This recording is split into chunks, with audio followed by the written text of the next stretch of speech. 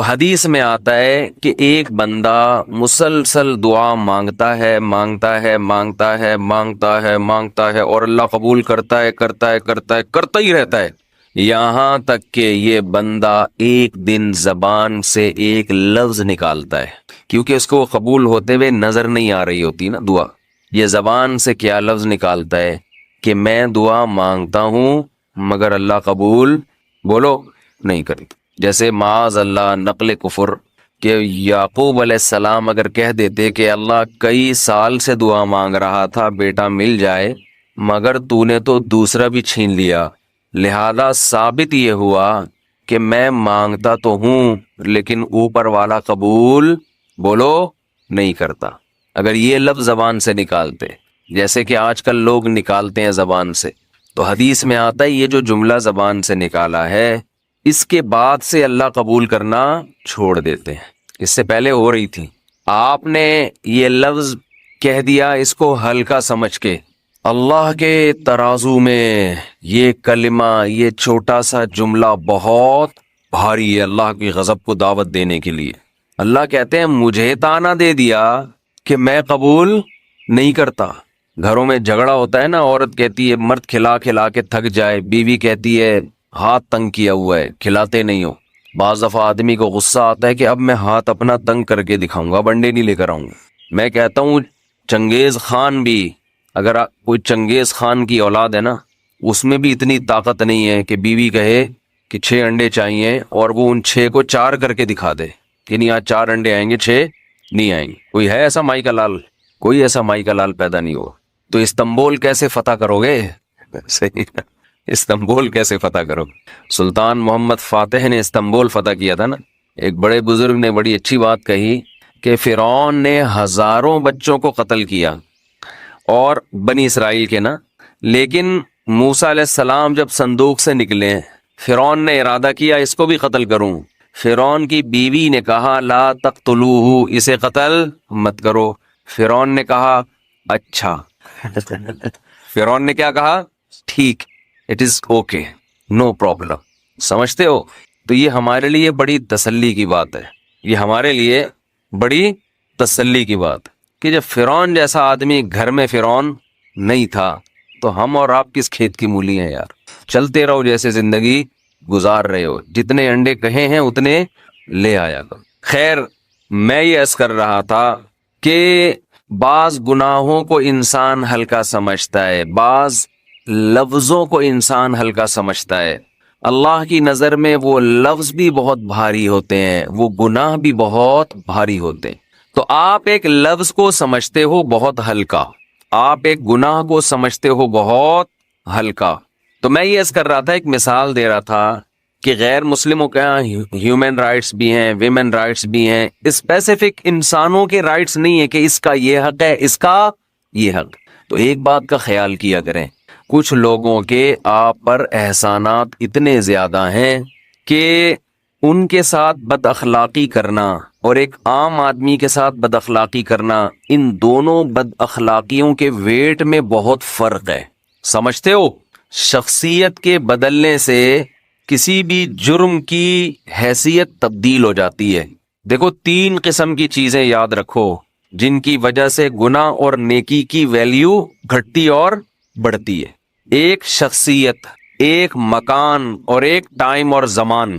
آپ اگر شراب پیتے ہو اپنے گھر میں بیٹھ کے گناہ ہے یقیناً، مسجد میں پیتے ہو تو آپ بتاؤ وہی ایک بوتل کا گناہ اور اس کا جو ویٹ ہے وہ کئی گنا بڑھ جائے گا کہ نہیں بڑھ جائے گا؟ بولو نا۔ اور پھر مسجد حرام میں پیتے ہو معاذ اللہ تو اس بات کا ڈر ہے کہ اللہ وہیں کوئی آسمانی عذاب نازل نہ کر دے، اس کا ویٹ اور زیادہ بڑھ جائے گا اس گناہ کا۔ اسی طرح کچھ ٹائمز ایسے ہیں، وقت ایسے ہیں، یہ تو میں نے بات کی مکان اور جگہ کی، جگہ کے بدلنے سے بھی حکم بدلتا ہے، نیکی بھی بڑھ جاتی ہے۔ عام مسجد میں، گھر میں آپ نماز پڑھو 1 نماز، مسجد میں جماعت سے پڑھو 25 نمازیں، مسجد حرام میں پڑھو بولو نا 1,00,000 نمازوں کے برابر ثواب، 1,00,000۔ تو نیکی بھی بڑھ رہی ہے، اس کا بھی وزن اور مقدار بڑھتی جا رہی ہے۔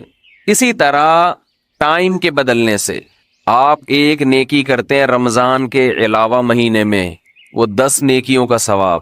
رمضان میں کرتے ہیں تو اس کا ثواب کئی گنا بڑھ جاتا ہے. لیلۃ القدر میں کرتے ہیں تو ایک رات کی عبادت 1000 مہینے کے برابر، 80 سال کے برابر.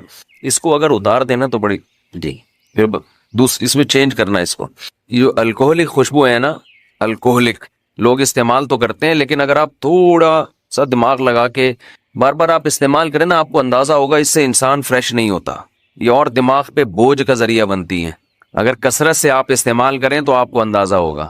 خیر، اسی طرح ٹائم، جیسے رات رمضان کی راتوں کا ثواب عام راتوں سے بہتر. پھر رمضان کی آخری عشرے کی جو راتیں ہیں وہ پچھلے 2 عشروں سے زیادہ افضل. پھر لیلۃ القدر 80 سال کی عبادت سے افضل.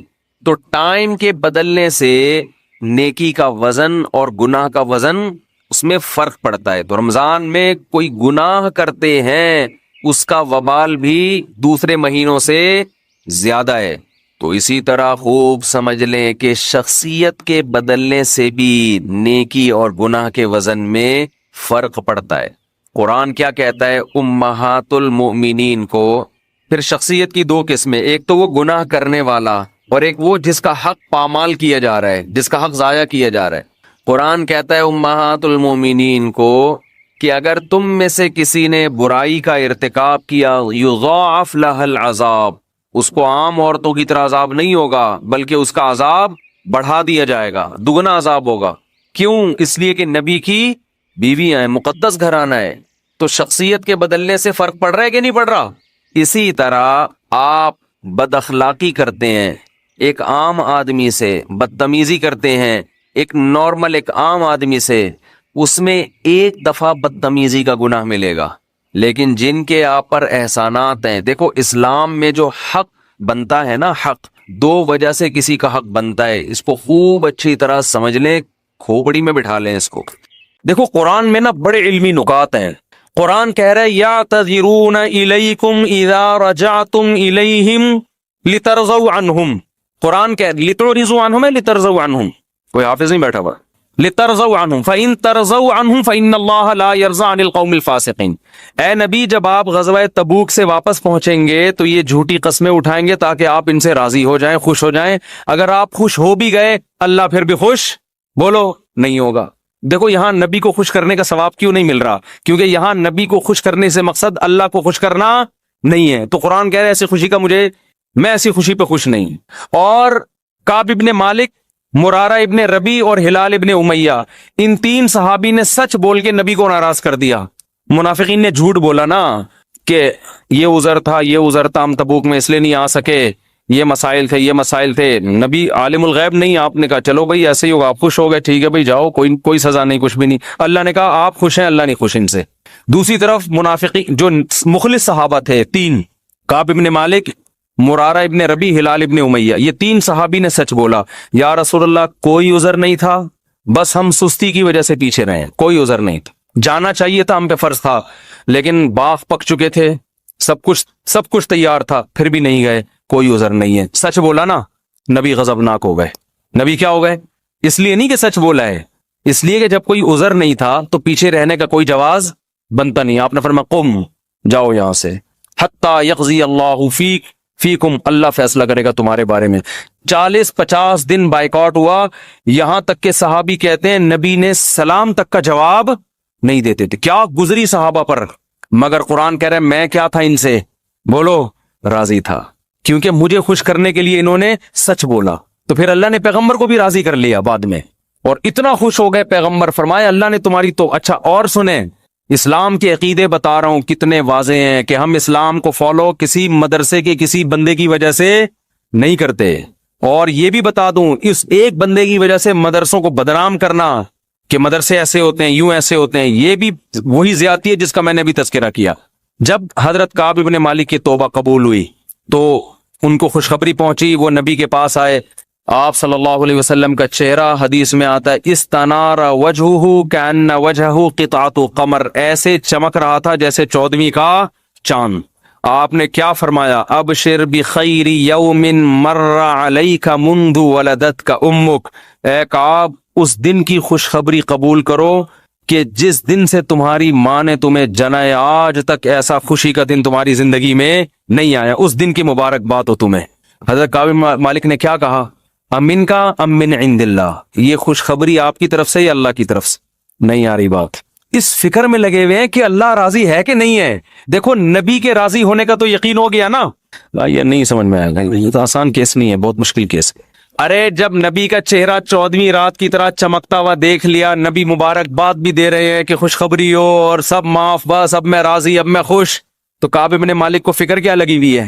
نہ یا رسول اللہ ذرا کلیئر کریں بات، صاف بتائیں یہ خوشخبری اللہ کی طرف سے ہے یا یعنی اللہ بھی راضی ہوا ہے کہ نہیں ہوا؟ فرمایا لا بل من عند اللہ، نہ میری طرف سے نہیں، کس کی طرف سے؟ اللہ۔ میں بھی اس لیے خوش ہوں کہ اللہ خوش ہے، اللہ نے معاف کر دیا ہے، اس لیے میں بھی خوش ہوں۔ پھر کعب بن مالک خوش ہوئے ہیں۔ تو بھائی اسلام میں اصل کون ہے؟ اللہ۔ تبھی علماء کہتے ہیں کسی سے تنہائیوں میں گناہ ہوا ہو بالفرض، اللہ نہ کرے، اور اس نے توبہ کر لی، پھر لوگوں کو پتہ چل گیا، لوگ تانے دے رہے بے تو ویسا تھا، ان تانوں کی پرواہ بولو مت کرو، بولے نہ تمہارا جرم کیا اور نہ ہمیں تم سے معافی مانگنے کی ضرورت، جس سے کیا ہے وہ جانتا ہے۔ لوگوں کو نہیں لفٹ کرایا کرو زیادہ، کیونکہ لوگ اس چیز کو مسلط کر لیتے ہیں۔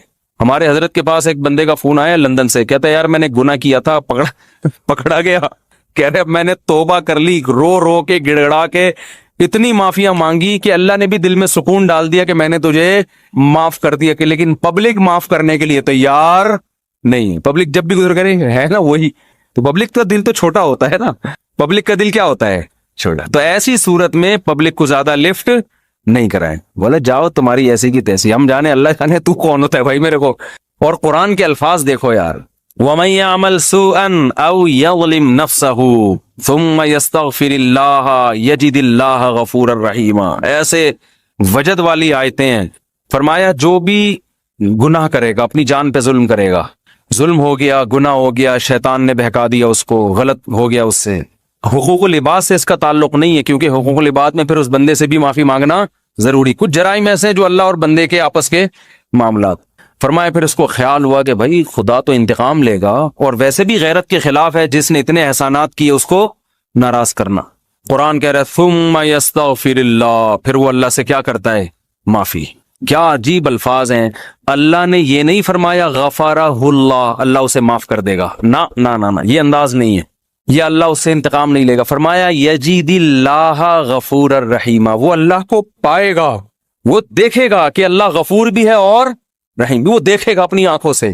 یہ ایسے ہے جیسے ہم کسی کو دعوت دیں کہ آپ ہماری دعوت پہ آؤ، آپ پوچھتے ہیں کیا کیا ملے گا۔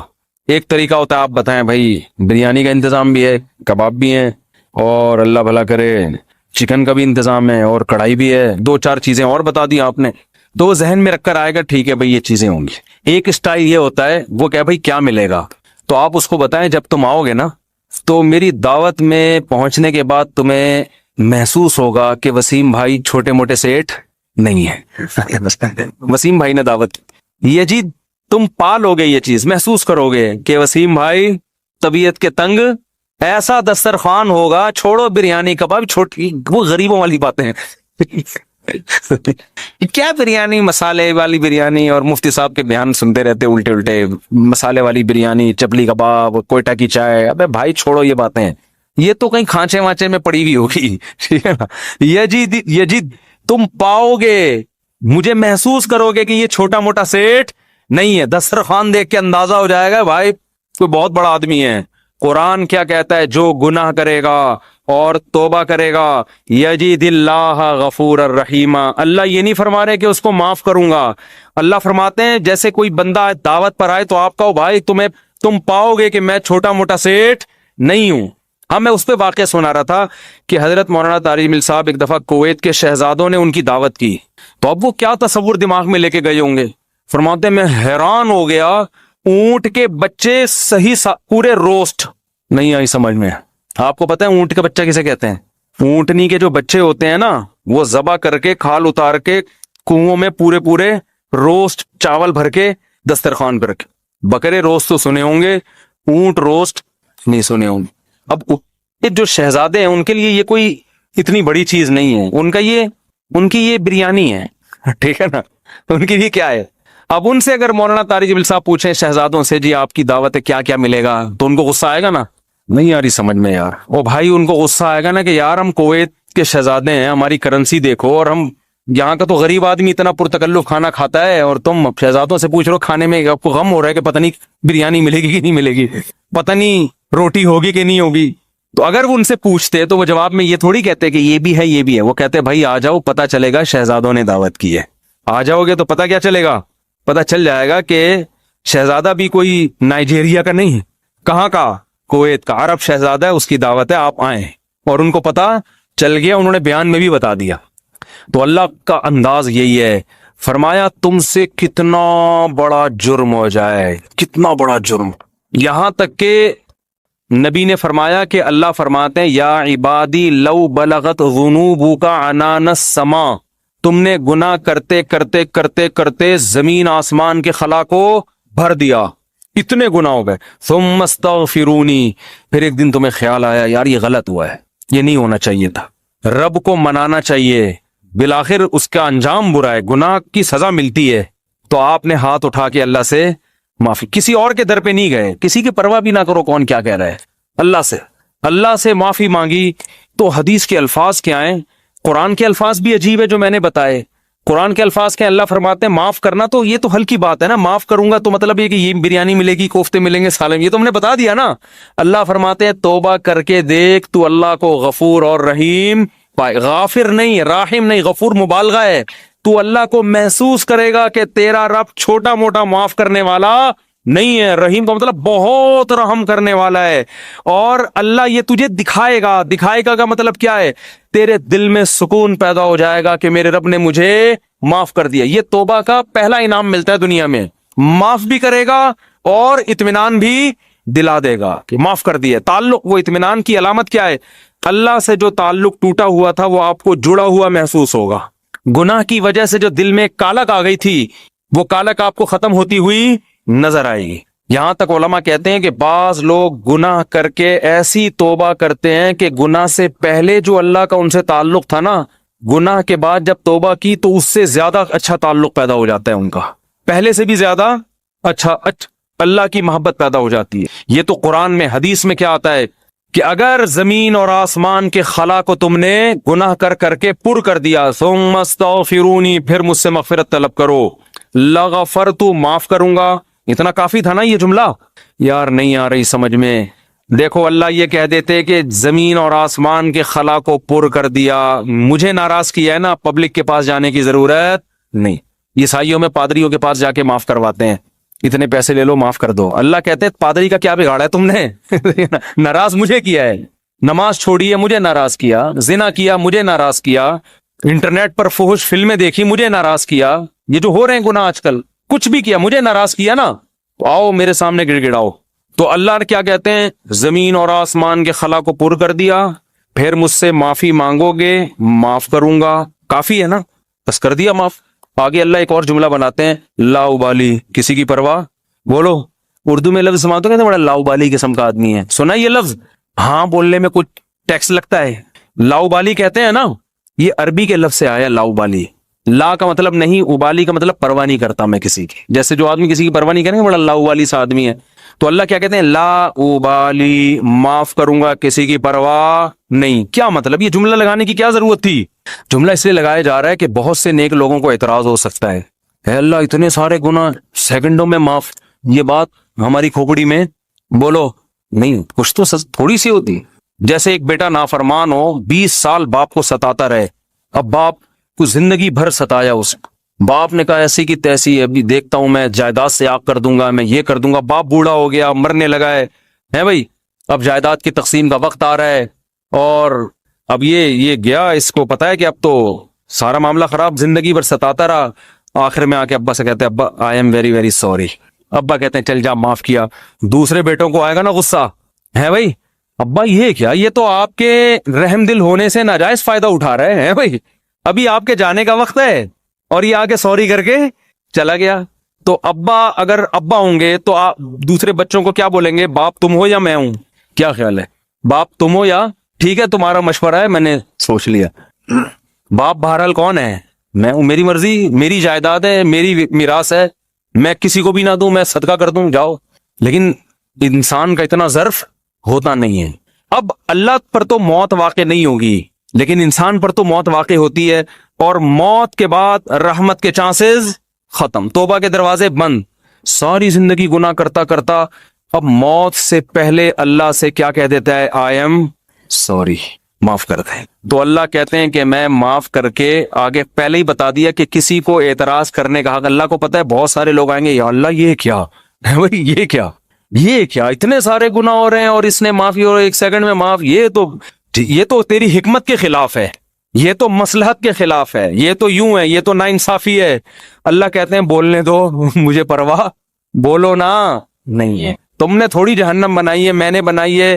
نافرمانی اس نے میری کی, معاف کرنے کی طاقت مجھے ہے, تو میں جس کو چاہوں معاف کروں. تمہیں کیا تکلیف ہو رہی ہے؟ تم اپنی بات کرو مجھ سے کہ تمہیں کسی جرم کے بغیر میں سزا تھوڑی دے رہا ہوں. یہ جو الفاظ ہیں نا, لا ابالی, یہ بڑے زبردست الفاظ ہیں. مجھے اس پر اکثر ایک چٹکلا یاد آتا ہے, وہ میں ہر بیان میں جب بھی اس حدیث کی تفسیر کرتا ہوں وہ سناتا ہوں کہ اس کی مثال کیسے ہے. اس کی مثال ایسے ہے, یہ جن لوگ پہلے سے بیان سن رہے ہیں انہیں یہ واقعہ سنا ہے, نئے لوگ بھی آ جاتے ہیں نا. پرانے والے اصل میں اعتراض کرتے ہیں, یار وہ گھسے پٹے قصے بار بار سنا کے نا تھک گئے ہم. تو بھائی آپ کے لیے گھسے پٹے, نئے لوگوں کے لیے کوئی مارکیٹ میں نیا آئے گا تو بتائیں گے ہم, اب آ ہی نہیں رہا.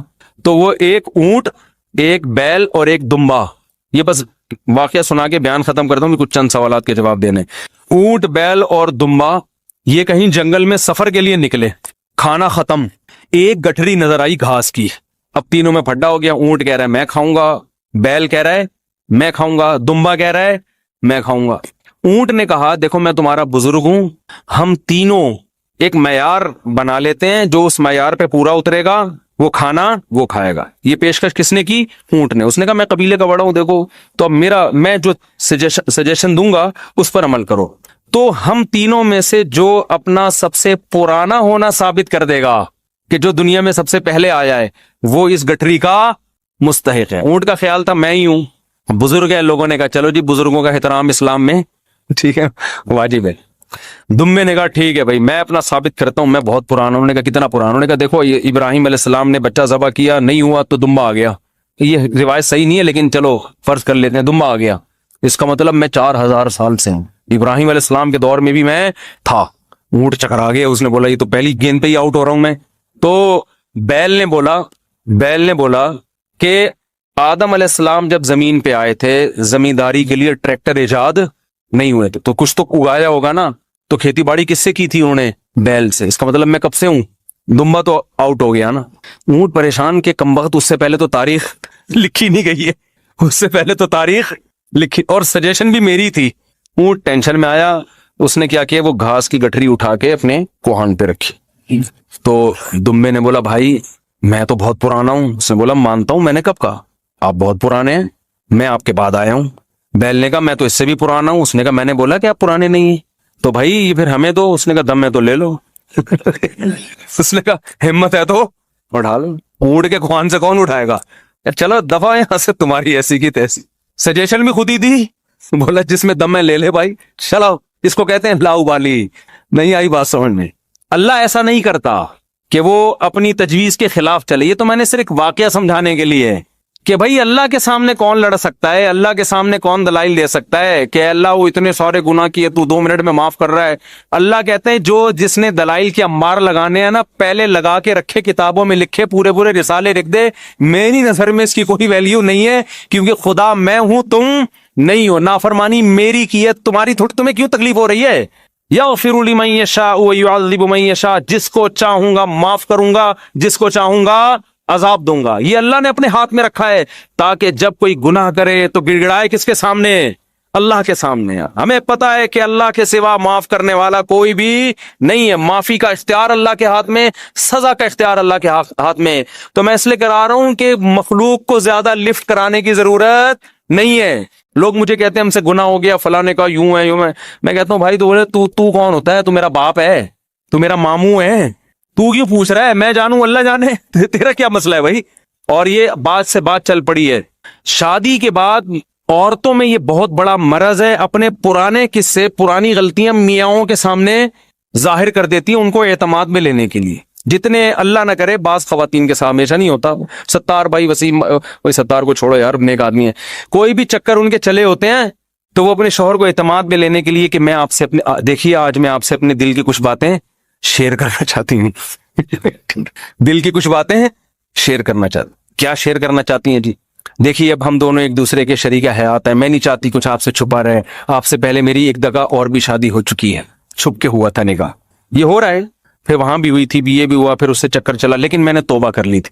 और तुम उसको क्यों बता रही हो? तुम तो छोड़ो, वो इंसान है भाई, वो उसके दिल में बदगुमानी एक बाल आ गया, कयामत तक वो बाल नहीं निकलेगा। छोड़ो, तुम्हारा माजी क्या गुजरा उसको बोलो भाई मैं बहुत नेक घराने में पैदा हुई हूँ, बहुत नेक हूँ, इसी तरह कबूल हो, ठीक है। नहीं तो मियाँ तफ्तीश कर रहे होते हैं घुस घुस के, मोबाइल में तफ्तीश कर रहे होते हैं घुस घुस के, तो ये किसने इजाजत दी आपको तफ्तीश करने की भाई? इसी तरह औरत शौहर से भी ना पूछे पुराने, वो भी मखनचू बैठ के अपने पुराने किस्से सुना रहा होता है, उसको भी एतमाद क्या हो जाता है? जो अल्लाह ने जिस गुनाह पे पर्दा डाला, आप खुद अगर उसको जाहिर कर रहे हो तो आपसे बड़ा बेवकूफ दुनिया में कोई भी नहीं। एक औरत ने मुझे बताया कि मेरे शौहर को मुझ पे शक हुआ, उसने माजी शादी से पहले, देखो शादी के बाद की बात है, शादी से पहले क्या होता रहा छोड़ो उसको, टटोला टटोला, बिलाखिर मैंने उगल दिया जी मेरा किसी से गलत ताल्लुक था, मैंने तौबा कर ली। कह रहे जब भी फड्डा होता है कहते तुम हो तो वही ना। मैंने कहा गलती आपकी है, क्यों बता रही हो भाई? वो 100 दफा भी पूछ रहे हैं आप क्यों बता रहे हो, क्यों बता रहे हो आप उसको? तो हमारा ताल्लुक किससे होना चाहिए? हम अल्लाह के बंदे हैं, जुर्म अल्लाह का, तो तौबा भी किससे? अल्लाह। और एक और बात से बात निकलती है, बाज खवातीन के साथ कोई ऐसा वाकया हो चुका होता है कि वो कंवारी नहीं रहती, बाज दफा कोई मसला होता है उनके साथ, या बाज दफा कोई बुराई हो चुकी होती है जिससे वो तौबा कर चुकी होती हैं, वो शादी करते हुए डर रही होती हैं, दो डर रही होती हैं कि शौहर को पता चलेगा, वो कहेगा ये तो कंवारी नहीं है। तो वो जब मैं फोन उठाता था ना इस तरह के मशवरे भी कि हम क्या शौहर को बता दें, तो ये हमाकत नहीं करना भाई। ये तो किसी भी तरह से जाहिल हो सकता है, किसी बीमारी से भी हो सकता है पर्दा जाहिल, और भी 10 बाजों के पैदाइशी नहीं होता, तो ऐसे मौके पे झूठ बोलना भी जायज है। नहीं आ रही बात, औरत के लिए जायज है कि वो शौहर से बोलो ना, झूठ बोल दे, वो ये ना बताए कि मैंने बदकारी की है फिर तौबा कर ली है, ये इतनी तफसील में जाने की जरूरत नहीं है, वो बोल दे भाई ये पैदाइशी नहीं है, ये झूठ है। लेकिन क्यों? वजह उसकी ये कि उस कमबख्त को ये तफ्तीश की इजाजत नहीं है कि वो पूछे आपसे। जो माजी के किस्से हैं वो क्या हैं? वो खत्म, वो पुराने हैं। तो जो टोह में लगता है ना, टोह में घुसता है एक दूसरे की टोह में, अल्लाह उसको क्या करते हैं? रुसवा करते हैं। तो गुनाह हो जाए किससे ताल्लुक? अल्लाह से। हम ईसाई थोड़ी हैं कि पादरियों से जाके या पंडितों से जाके अपने गुनाह शेयर कर रहे हो। मुझे भी लोग आके बताते हैं, मैं कहता हूं यार मुझे नहीं बताओ क्या हुआ है, मैं भी इंसान। हाँ, एक सूरत में आप बताएं, जैसे कोई मरीज डॉक्टर को अपनी बीमारी बता रहा होता है इलाज के लिए, तो किसी बुजुर्ग से, किसी आलिम से आपका ताल्लुक है, आप समझते हैं कि इससे मैं मशवरा ले सकता हूं, और मशवरा उस वक्त तक नहीं ले सकता जब तक मैं इसको अपना पूरा मरज बताऊं नहीं कि मेरे अंदर क्या गुनाह है जो मैं छोड़ना चाहता हूं मगर मुझसे छूटता नहीं है। ऐसी सूरत में फिर मजबूरी है बताने की, ताकि वो उसका कोई इलाज बताए आप। तो इसका ख्याल करना चाहिए। यह अल्लाह का दीन कितना जबरदस्त है, अल्लाह ने हमें बता दिया गुनाह से बचना कैसे, हो जाए तो करना क्या है। तो हमारा रब है गफूर रहीम, जब तौबा करोगे अल्लाह कहते हैं मैं बता दूंगा कि मैं, लोग माफ नहीं करते मगर मैं माफ कर देता हूं।